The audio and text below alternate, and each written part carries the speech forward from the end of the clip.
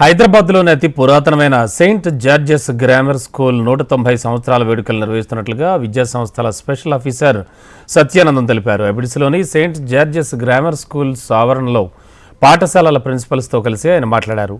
1834లో the Hyderabad residential school పేరిట కేవలం 5 విద్యార్థులతో ప్రారంభమైన తమ పాఠశాలలు నేడు 4300 మంది విద్యార్థులతో కొనసాగుతున్నాయన్నారు. 190 సంవత్సరాల వేడుకలను ఈ నెల 29వ తేదీన పెద్ద ఎత్తున నిర్వహించేందుకు ఏర్పాట్లు చేస్తున్నామన్నారు.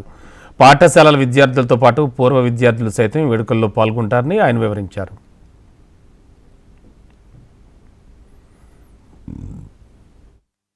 సెయింట్ జార్జెస్ గ్రామర్ స్కూల్ యొక్క చరిత్ర 190 ఇయర్స్.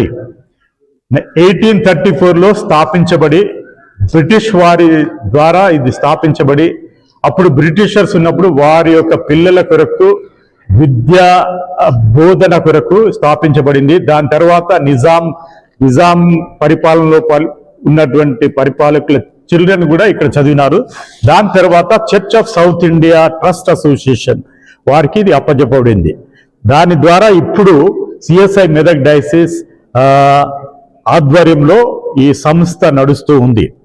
మరి ఈ స్కూల్లో మొట్టమొదటిగా చదివినటువంటి ప్రాముఖ్యులు ఎవరంటే her excellency Mrs Sarojini Devi, nightingale of India అని బిరుదు పొందినటువంటి ఆమె ఇక్కడ చదివినటువంటి వారిలో ఒకరు.